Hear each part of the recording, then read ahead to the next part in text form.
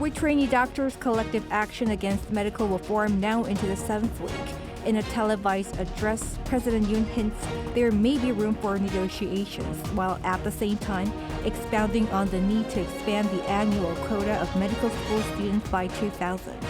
Outpatient services and surgeries are being reduced from today. South Korea's exports showed a strong performance for the 6th straight month in March, backed by a tangible recovery in semiconductors. The nation's general election is less than 10 days away with the start of April, and we take a closer look at what implications this election holds, not only for the nation, but for other countries as well. It's April 1st, 2024. This is Newscenter. Good evening. Thank you for joining us. I'm Yoon Jung-min. As the collective action by trainee doctors continues into the 7th week, President Yoon Suk-yeol made a personal address to the Korean public, explaining why there must be an increase in the number of medical students, while reissuing his call for dialogue with the doctors, hinting there may be room for negotiation. Our presidential office correspondent Oh Soo-young starts us off. President Yoon Suk-yeol is urging the thousands of trainee doctors on strike to return to their patients, while hinting there's room for talks on their demands if they come up with more appropriate evidence-based proposals. This came on Monday as the president made a live televised address to the Korean public to stress the urgent need for medical reform, namely by expanding the annual quota of students admitted to medical schools by 2,000. The policy has been opposed by some 12,000 junior doctors who've staged a walkout since late February, compromising medical services nationwide and exacerbating staff shortages, particularly in already underserved areas outside Seoul. Yoon said 2,000 additional students is the minimum number of entrants needed to fundamentally strengthen the medical system, with demand for healthcare expected to rise in the rapidly aging country. 지금 당장 5,000명의 의사가 더 필요합니다. 결국 2035년까지 최소한 15,000명의 의사를 확충해야 합니다. 증원에 반대하는 이유가 장래 수입 감소를 걱정하는 것이라면 결코 그렇지 않습니다. 현재 우리나라 의사들의 평균 소득은 OECD 국가들 가운데 1위입니다. 20년 후에 의사가 2만 명이 더 늘어서 수입이 줄어들 것이라는 걱정은 기우에 불과합니다. He noted that South Korea has a shortage of 80,000 doctors, falling below the OECD average of 3.7 clinicians per 1,000 people. That's despite the proportion of healthcare spending relative to GDP growing 3 times faster than the OECD average over the past 6 years. Thus, he said it would take about a decade for the additional medical students to expand the pool of qualified doctors, and at least 20 years for the number of doctors to increase by 20,000. Conveying his sorrow for the continued standoff between the government and junior doctors, Yoon said there will be legal consequences for the collective action taken by interest groups that threaten the lives and well-being of Korean citizens. He noted that some 8,800 are currently facing medical license cancellations. 제가 대통령으로서 앞으로 수많은 국민의 생명을 구하고 또 수많은 국민의 건강을 지켜낼 여러분을 제재하거나 처벌하고 싶겠습니까? 여러분은 대한민국의 매우 중요한 미래 자산입니다. 국민이 여러분에게 거는 기대와 여러분의 공적 책무를 잊지 말아 주시기 바랍니다. 환자가 기다리고 있는 의료 현장으로 조속히 복귀해 주십시오. Although doctors' groups have rejected the government's call for dialogue, Yoon seemed to offer some room for negotiation, saying he is willing to discuss more appropriate and reasonable measures. The president said if the medical sector insists on lowering the number of additional entrants into medical schools, it should present scientific evidence and a unified set of measures to the government. Yoon reiterated his commitment to implementing an all-out medical reform to make quality healthcare available throughout the nation, fairly utilise and compensate medical workers, as well as protect them from excessive litigation.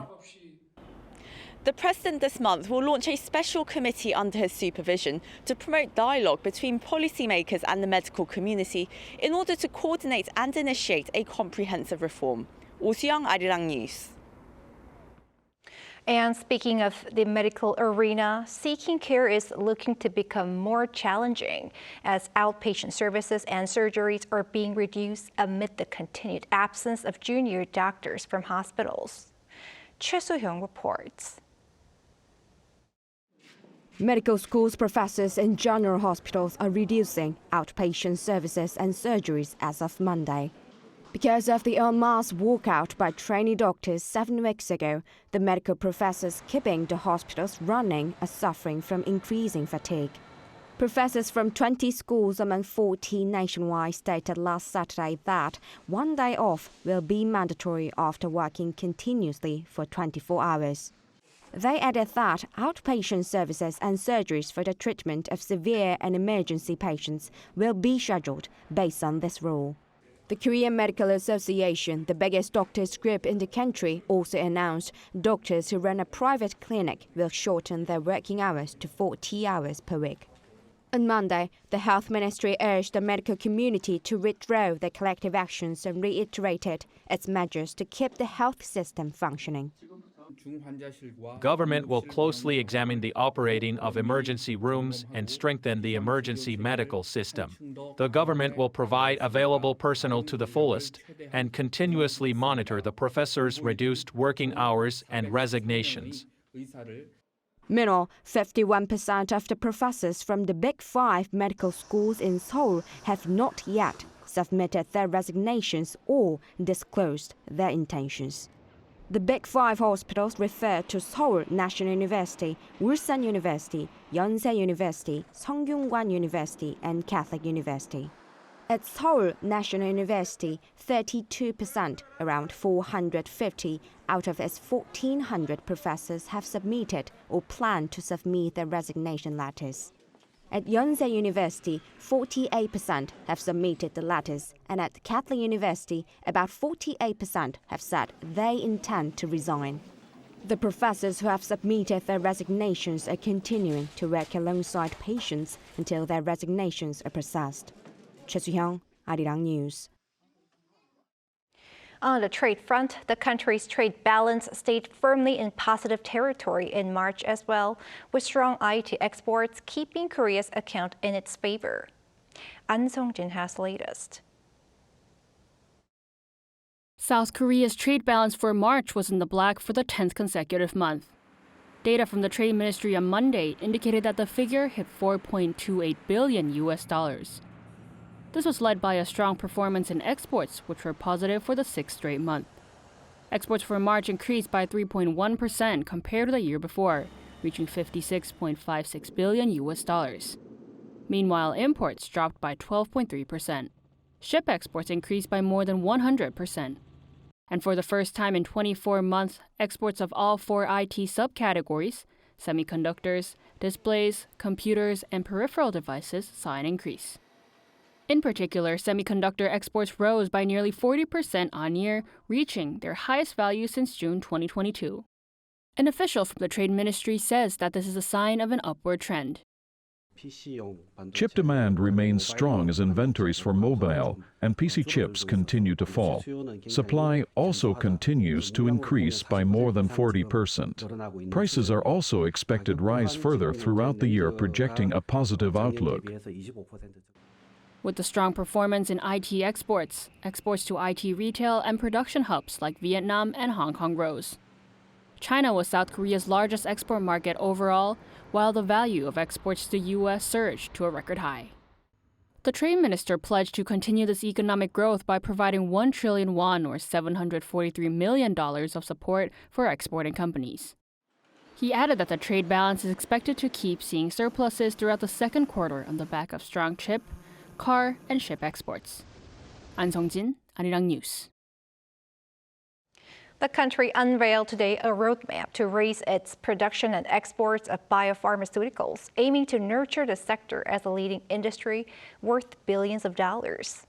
Here is our Moon Hye-ryun with the details. The government unveiled its vision to increase exports of biopharmaceuticals to $10 billion by 2030. In a meeting on Monday with industry insiders from domestic firms such as Ha-seong Biologics and Celltrion, the Ministry of Trade, Industry and Energy announced comprehensive measures to fund and support growth in the sector. The ministry will allocate 2.1 trillion Korean won, over $1.5 billion for these starting this year and lasting until 2030. The ministry also expects to attract over $13 billion in private investment to boost production to more than $11 billion and exports to $10 billion. These funds will be used to support research and development, create an ecosystem for biological materials, fund parts and equipment used during manufacturing, and to establish an industrial base. In addition to financial support, a Korean version of the US BioMade project will be set up following a preliminary study. BioMade was established in the United States in 2020 as a non-profit institute that collaborates with public and private entities to advance sustainable and reliable bio-industrial manufacturing technologies. Other than bookmarking foreign agencies, South Korea will also strengthen cooperation with leading international organizations to accelerate the production and commercialization of biopharmaceutical products. As well as increasing exports, the ministry will set up a solid domestic supply chain by 2030, aiming to localize the production of biopharmaceuticals and raise the domestic production rate to 15%. The ministry revealed a three-step roadmap spanning until 2033 to secure 80 different core materials and the equipment needed to make this vision a reality. This announcement from the Industry Ministry follows President Yoon Suk-yeol's pledge last week to invest heavily in R&D of advanced biotechnology and set up a cluster of bio companies. Moon Hae-ryun, Arirang News.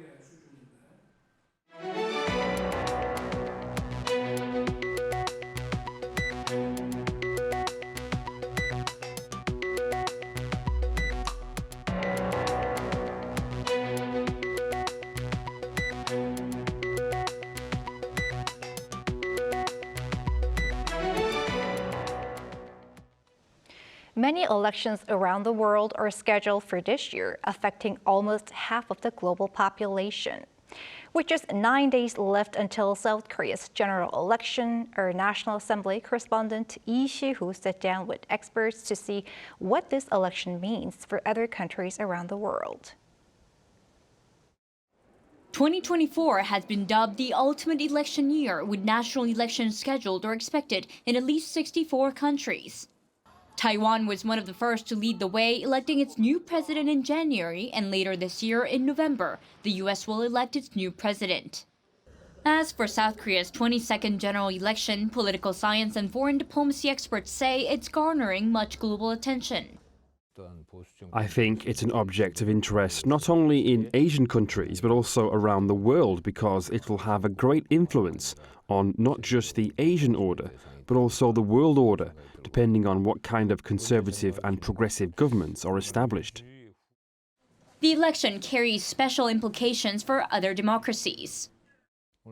I think that South Korea's elections can have many implications for liberal democracies in terms of the democratic responsibility of the administration or parliament, as the retreat of democracy emerges as an important topic in the global community today. The election results will determine the makeup of the assembly, which is currently controlled by the opposition. From the general perspective, definitely the election has a meaning of the midterm election for the incumbent Yoon government. So definitely the results have a significant impact on the remaining political tenures for President Yoon's. The question is, how will it change foreign relations?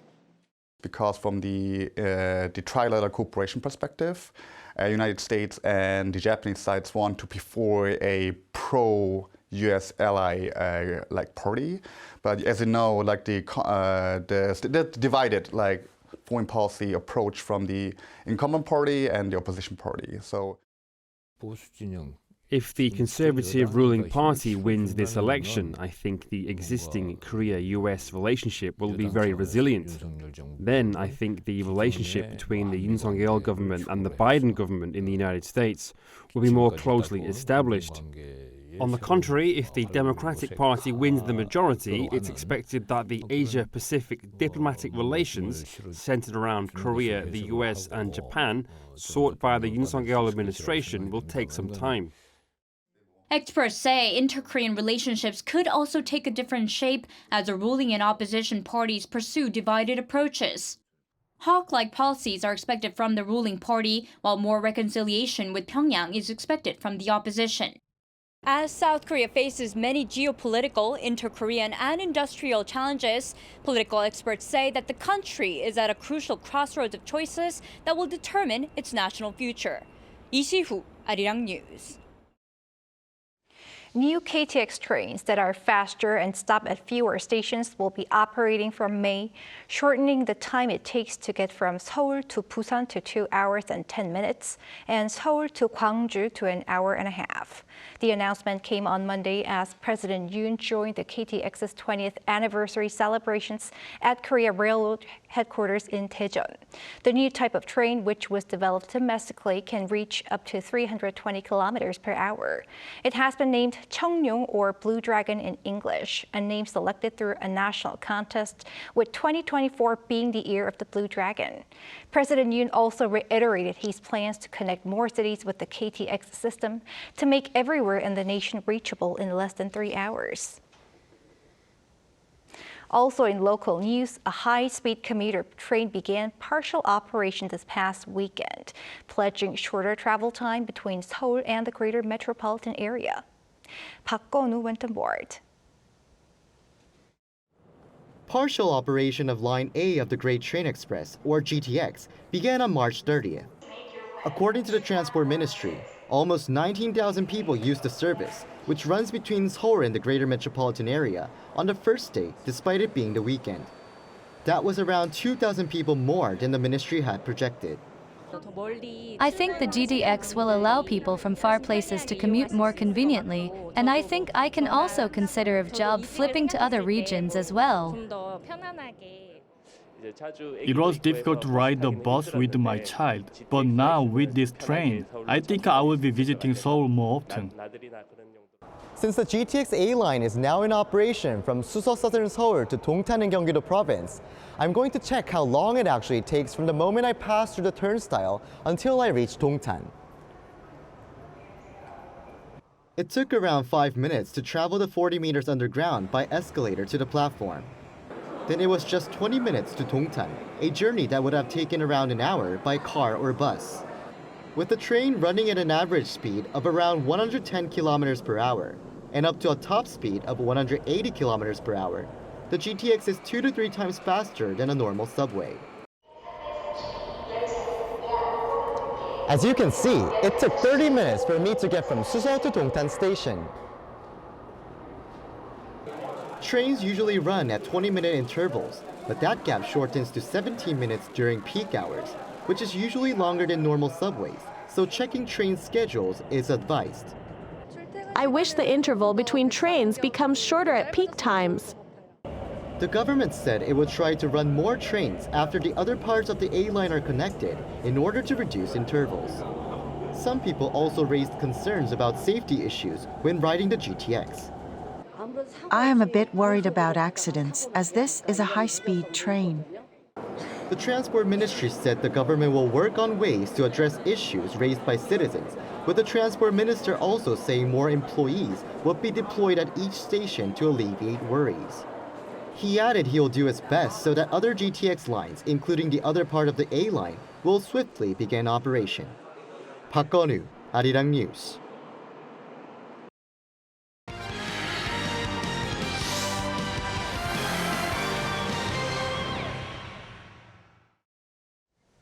Time now to take a look at what's been happening in the world of sports. Joining us in the studio is our sports editor, Paul Neat. Hello, Paul. Hello there. Let's first start with Major League Baseball. There was a Korean derby of sorts over the weekend. What can you tell us? Yes, well, it was the Padres and Kim Ha-seong and the Giants and Lee Jong-hoo. San Diego Padres infielder Kim Ha-seong hit his first home run of the season, launching a 3-1 shot in the second inning of Sunday's game against the San Francisco Giants. The Padres got off to a huge start in their fourth game of the opening series, scoring 5 runs in the first inning and 4 more in the second. Kim's first home run of the season came just a day after the newly signed Lee Jong-hoo of the Giants hit his first home run on Saturday. This came after he had earned his first hit and RBI on his MLB debut on Thursday. He became the 27th South Korean to play in MLB. Kim and Lee were teammates at the KBO's Kium Heroes. Lee signed a 6-year, $113 million contract with the Giants during the off-season. San Diego won Sunday's game 13-4, and the 4-game series ended with 2 wins each. And moving on to football now, Son Heung-min with the match-winning goal. Yes, his 15th goal in the league so far this season. It came just 4 minutes from time in Tottenham's 2-1 win over Luton Town on Sunday. It will have come as a relief too, as Son had hit the post twice earlier on. The goal also took a slight deflection, but Son won't mind too much because the win keeps Spurs in the hunt for 4th place, just 3 points behind Aston Villa with a game in hand. Son is now joint 4th on the Premier League goal-scoring charts, 3 behind top scorer Erling Haaland of Manchester City. Also, it was Son's 160th goal for Tottenham, which puts him ahead of Cliff Jones as the club's 5th all-time top scorer. And moving on to basketball, the Women's Korean Basketball League season has wrapped up. Another title for Uriwon. Yes, it's a record now, 13th WKBL championship title for them. No other team has managed even close to 10. But the title was sealed on Saturday in Game 4 of the championship series. Asan Uribank Uriwon beat Cheongju KB Stars 78-72 to win the best of 5 series 3-1. Uriwon also won the title last year as well. Their success was in part thanks to the displays of Kim Dan-bi, who scored 24 points in Saturday's game and won the MVP award for the 2nd year in a row. For the team's coach, Wi Sung-woo, who took over in 2012, it is a record 8 titles. For KB, though, they won the regular season title. And finally, to football again, South Korea's Olympic team won the West Asia Football Federation Championships last week. Yes, as an invitee, Korea beat another invited team, Australia, in the final on penalties. At the Al Fatah Stadium in Saudi Arabia last Tuesday, local time, Korea and Australia played out a 2-2 draw. Lee Young-jun and Kang Sung-jin on target for Korea. In the shootout, Korea scored 4 and their goalkeeper Kim Jong-hoon saved 2 Australia penalties. Up next for the Olympic team is the AFC Under-23 Asian Cup in Qatar later this month. Korea are in Group B with Japan, the United Arab Emirates and China. Their first game is against the UAE on April 16th. Korea need to finish 3rd overall to qualify for the Paris Olympics. Fingers crossed. Our sports editor, Paulini, thanks for that. Thank you.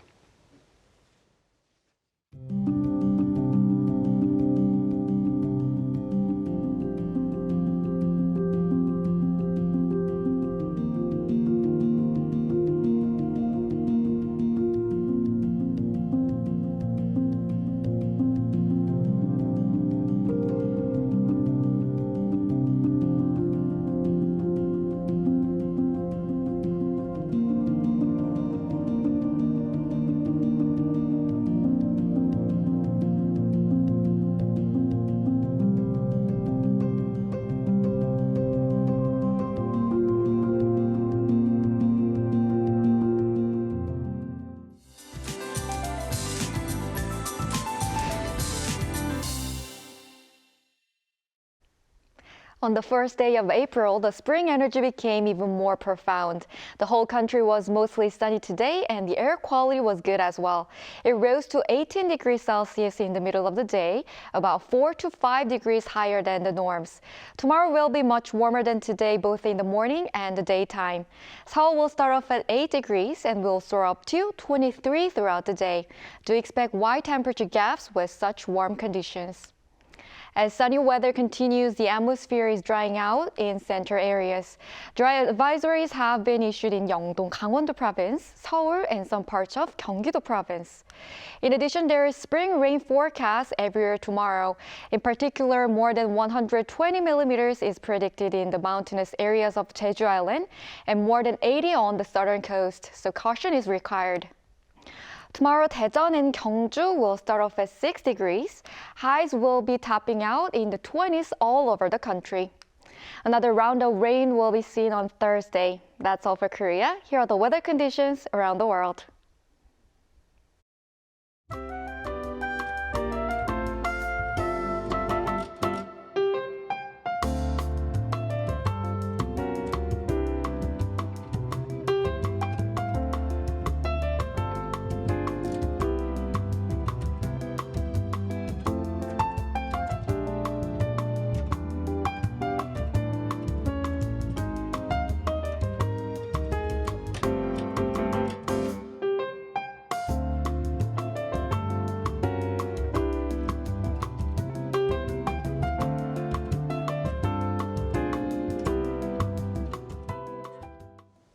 That is Newscenter for tonight. Thank you for watching. A panel session coming up.